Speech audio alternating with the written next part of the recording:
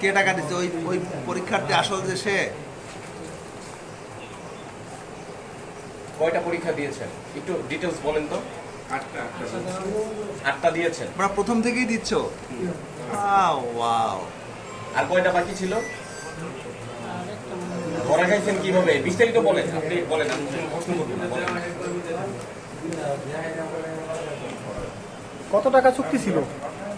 চুক্তি না, বলছিল যে পরিচিত হিসাবে একটু তারও থেকে টাকা জোরে বলেন না, জোরে বলেন। এখন তো আর এটা লোকানোর কিছু নাই। তার সাথে কিভাবে চুক্তি হয়েছিল, কেন পরীক্ষাগুলো দিচ্ছিলেন, একটু বিস্তারিত বলেন। তার সাথে পূর্ব পরিচিত ছিল। তারপরে আমাকে বললো যে আমার একটু উপকার করতে হবে। তারপরে আমি বললাম কি, তো তারপরে সে বলতেছে যে এরকম বিষয়। পরে আমি রাজি হয়নি এরকম। তারপরে বললাম যে আচ্ছা ঠিক আছে, তুমি উপকার বলতেছো। পরে বলতেছে আমার সাথে দিতে পারবো না, তখন তুমি আমাদের উপকার করতো। পরে আমি তারপর রাজি হই। রাজি হওয়ার পরে বলতেছে যে আমার কাজটা দিয়ে দেও। পরে আমি বলছি আচ্ছা ঠিক আছে। তারপরে আমি কাজটা দিয়ে দেও। কত টাকা দিয়েছিল? টাকা বলছিল না, যে বলছিল যে খরচ করে দিব, মানে নিজের মনে করে আর কি কাজটা করে দিতাম।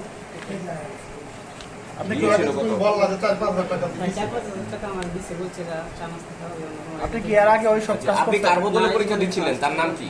তার নাম হচ্ছে হাইব ইসলাম। তার বাড়ি কোথায়? তার বাড়ি কোথায়? তার বাড়ি ময়মনসিংহ। ওই ছেলেটার নাম কি যার হয়ে আপনি পরীক্ষা দিচ্ছিলেন? হাইব ইসলাম। আপনার নাম কি? আমার নাম মামুন। আর তুমি দিচ্ছিলা হলো ইয়ার। এখন আপনার কাছে এটা কি মনে হচ্ছে? না, না, আপনি কি এটা অন্যায় করেছেন কিনা? আপনার মুখ থেকে শুনতে হ্যাঁ, চাই। এটা আইনের অনুযায়ী অনেক অন্যায় হয়েছে, কিন্তু আমি তো বুঝি না এরকম অন্যায় করতেছে। আপনার শাস্তি হওয়া উচিত কিনা, কি মনে করেন? আমি তো বুঝি না, এখন তারা যে শাস্তি দেয় আমার তো মাথা ব্যথা দিতে হবে। আপনার কি এর আগে ওইরকম কাজ করছেন? নাই ফার্স্ট তখন আপনি যে 8টা পরীক্ষা দিয়েছেন, এই 8 দিন পরীক্ষা দিয়েছেন, এই এই গার্লস স্কুল কেন্দ্রে দুইজন শিক্ষার্থী, ভুয়া শিক্ষার্থী পরীক্ষা দিতে এসে ধরা পড়েছে। এটা হলো তো আমাদের আদর্শ কারিগরির হয়ে যারা পরীক্ষা দেওয়ার কথা তাদের জায়গায় এই দুজন শিক্ষার্থী পরীক্ষা দিয়ে ধরা পড়েছে। এখন আমরা কোন প্রক্রিয়ায় শাস্তি দেওয়া যায়, কি দেওয়া যায়, সে সমস্ত কিছু আমরা এখন কাজ করছি। আগেও 8টি পরীক্ষা দিয়েছে, তাহলে এক্ষেত্রে দায়িত্ব অবহেলার অভিযোগটি ওই ক্যান্ডিডেট যারা সংশ্লিষ্ট তাদের উপর বর্তায় কিনা? আগেও যদি তারা পরীক্ষা দিয়ে থাকে তাহলে সেটা আমাদের যারা দায়িত্ব ছিল তাদের দৃষ্টিগোচর কিভাবে এড়াইলো, তারা কিভাবে কি করবে, এগুলো আমরা প্রত্যেকে দেখে পরে আপনাদের জানাবো। আমাদের সময় লাগবে। তো মনে করেন আমি পুরো কেন্দ্রটা এমনি দেখাশোনার ইয়েটা করি, দায়িত্বটা, কিন্তু রুমের দায়িত্ব তো মূলত যে ইয়েতে থাকে, ডিউটিতে থাকে, ওনারা করেন। পরে ওনাদেরকে বলা হয়েছে প্রত্যেক রুমে যে আপনারা সব ইয়েগুলো যাচাই বাছাই করবেন। আজকে ছবির সাথে সবাই সব ছবির সাথে তাদের মিল রয়েছে, ছবির সাথে সেজন্য প্রথম ইয়েতে ধরা পড়েনি, কিন্তু পরবর্তীতে ওই কক্ষ পরিদর্শকের ইনফরমেশনের ভিত্তিতেই আমরা, কারণ ছবিগুলো সবই কিন্তু স্ক্যান করা তাদের অ্যাডমিটে। ম্যাডাম, পরীক্ষা শুরু হওয়ার কতক্ষণ পরে আপনারা শনাক্ত করতে পারছেন যে ওনারা প্রক্সি পরীক্ষা দিচ্ছে? প্রায় 2 ঘন্টা। অর্থাৎ শেষ পর্যায়ে।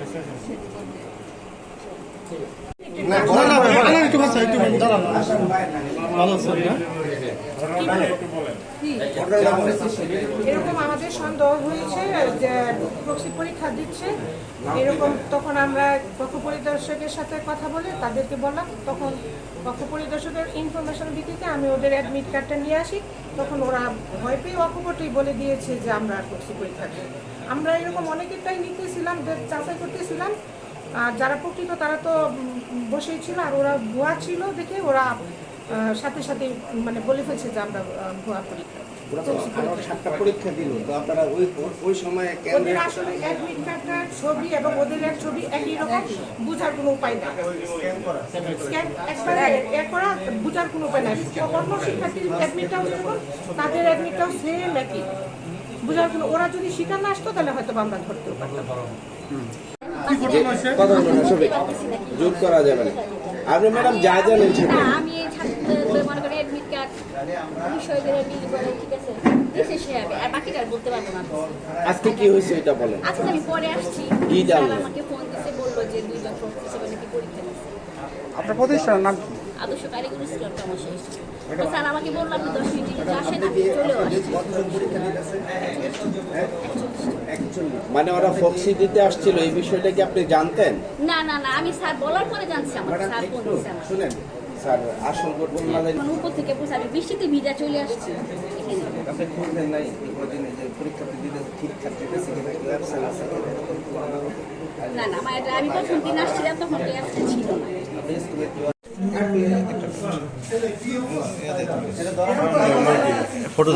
কারিগরি আদর্শ কারিগরি কলেজ হইতো নাকি এটা স্কুল আদর্শ কারিগরি আদর্শ কারিগরি আচ্ছা স্কুল থেকে যে পরীক্ষা দিচ্ছেন ওনার আপনার এই যে আপনাদের পরীক্ষা দেওয়ার যারা দিচ্ছেন এর সাথে কি কোনো শিক্ষক সংশ্লিষ্ট কেউ জড়িত আছে? না, তারা এসব আমি জানি না, কিন্তু তারা আগে হয়তো জানে নাকি সেটা আমি সঠিক জানি না। কিন্তু আমার ওই ছেলের সাথে কথা হয়েছে। আপনার বাড়ি কোথায়? হ্যাঁ, কেওয়া স্থানীয়? কার বাড়ি? কেওয়া কোথায়? কেওয়া পূর্ব পাশে। আচ্ছা আপনার নাম কি? আপনার বাড়ি কোথায়? হ্যাঁ, ভাই, কার ছেলে? আপনার নাম কি? হ্যাঁ, আপনার নাম কি? মামুন।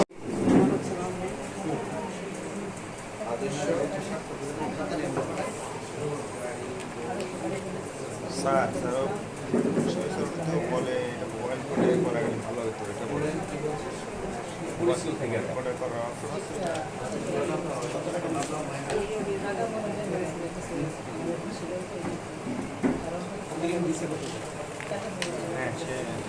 তাহলে আজকে কয়টা পরীক্ষা দিচ্ছেন? আর কোন মতো পরীক্ষা দিচ্ছেন তার নাম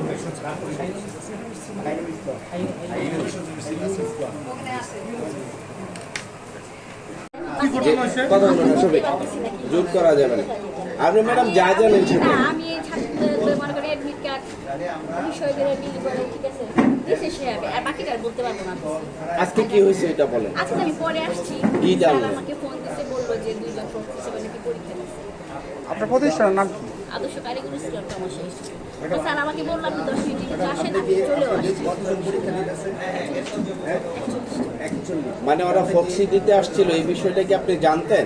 না না না, আমি স্যার বলার পরে জানছি আমার ম্যাডাম স্যার ফোন একটু দিয়েছে আমার। শুনেন, স্যার আসল ঘটনা মানে উপর থেকে পৌঁছে আমি বৃষ্টিতে ভিজা চলে আসছি এখানে। আপনি খুঁজলেন নাই দিনে যে পরীক্ষার্থী দিতে ঠিকঠাক দিতেছে কিনা, কি অ্যাবসেন্ট আছে কিনা, এরকম কোনো না না, আমি প্রথম দিন আসছিলাম তখন তো অ্যাবসেন্ট ছিল না। আপনি স্কুলে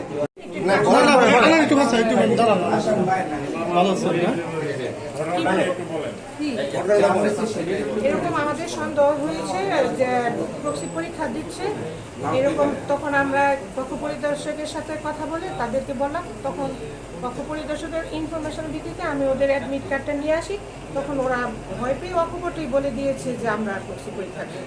আমরা এরকম অনেকেরটাই নিতেছিলাম, যাচাই করতেছিলাম, আর যারা প্রকৃত তারা তো বসেই ছিল, আর ওরা ভুয়া ছিল দেখে ওরা সাথে সাথে মানে বলে ফেলছে যে আমরা ভুয়া পরীক্ষা। আরো 7টা পরীক্ষা দিল, তো আপনারা ওই সময় ওদের আসলে অ্যাডমিট কার্ডটার ছবি এবং ওদের এক ছবি একই রকম, বোঝার কোনো উপায় নেই। স্ক্যান একবারে এক করা, বোঝার কোনো উপায় নাই। অন্য শিক্ষার্থীর অ্যাডমিটটাও যেরকম, তাদের অ্যাডমিটটাও সেম একই, বোঝার কোনো, ওরা যদি স্বীকার না আসতো তাহলে হয়তো আমরা ধরতেও পারতাম। তো মনে করেন আমি পুরো কেন্দ্রটা এমনি দেখাশোনার ইয়েটা করি, দায়িত্বটা, কিন্তু রুমের দায়িত্ব তো মূলত যে ইয়েতে থাকে, ডিউটিতে থাকে, ওনারা করেন।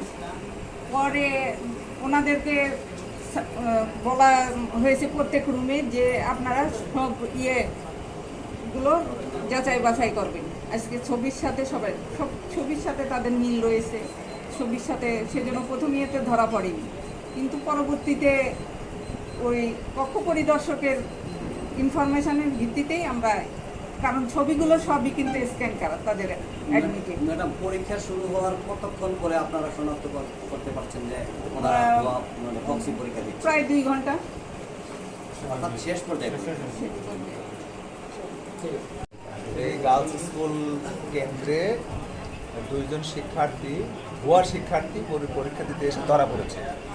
এটা হলো তো আমাদের আদর্শ কারিগরির হয়ে যারা পরীক্ষা দেওয়ার কথা তাদের জায়গায় এই 2 জন শিক্ষার্থী পরীক্ষা দিয়ে ধরা পড়েছে এখন আমরা কোন প্রক্রিয়ায় শাস্তি দেওয়া যায় কি দেওয়া যায় সে সমস্ত কিছু আমরা এখন কাজ করছি। আগেও 8টি পরীক্ষা দিয়েছে, তাহলে এক্ষেত্রে দায়িত্ব অবহেলার অভিযোগটি ওই ক্যান্ডিডেট যারা সংশ্লিষ্ট তাদের উপর বর্তায় কিনা?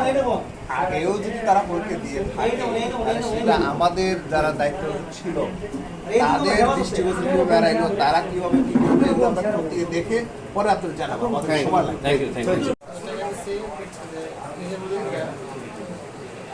কে টাকা দিচ্ছে? ওই ওই পরীক্ষার্থী আসল যে সে কয়টা পরীক্ষা দিয়েছেন একটু ডিটেলস বলেন তো। 8টা দিয়েছেন। আমরা প্রথম থেকেই দিচ্ছ? ওয়াও। আর কয়টা বাকি ছিল? ধরা খাইছেন কিভাবে? বিস্তারিত বলেন, আপনি বলেন, আমি প্রশ্ন করবো না, বলেন। কত টাকা চুক্তি ছিল?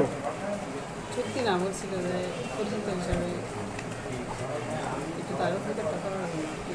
আর ভাই আপনার জোরে বলেন না, জোরে বলতে পারেন জোরে বলেন। মানে এখন তো আর এটা লোকানোর কিছু নাই। তার সাথে কিভাবে চুক্তি হয়েছিল, কেন পরীক্ষাগুলো দিচ্ছিলেন, একটু বিস্তারিত বলেন।